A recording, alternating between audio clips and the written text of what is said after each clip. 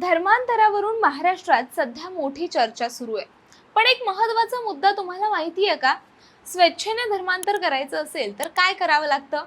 मुख्यमंत्री देवेंद्र फडणवीस यांनी सभागृहात यावर स्पष्ट सांगितलं की जर तुम्हाला स्वतःच्या इच्छेने धर्मांतर करायचं असेल तर सरळ करता येत नाही।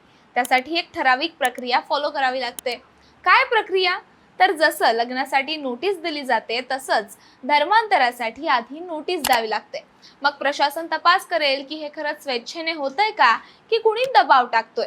सगळं क्लिअर झालं तरच धर्मांतर कायदेशीर मान्य होणार आहे। पण जर ही प्रक्रिया फॉलो केली नाही तर ते धर्मांतर वैध मानलं जाणार नाही आणि जबरदस्ती आढळली तर 7 वर्षापर्यंत तुरुंगवास आणि मोठा दंड देखील होऊ शकतो। सभागृहात तर हा मुद्दा चांगलाच गाजतोय। पण आता तुमच्यासाठी एक प्रश्न, तुमच्या मते धर्मांतरासाठी अशी कायदेशीर प्रक्रिया असणं गरजेचं आहे का? कमेंट मध्ये नक्की सांगा। आणि अशाच महत्त्वाच्या अपडेटसाठी त्याचं काय महाराष्ट्राला इंस्टाग्रामवर फॉलो करा आणि यूट्यूबवर सबस्क्राइब करायला विसरू नका।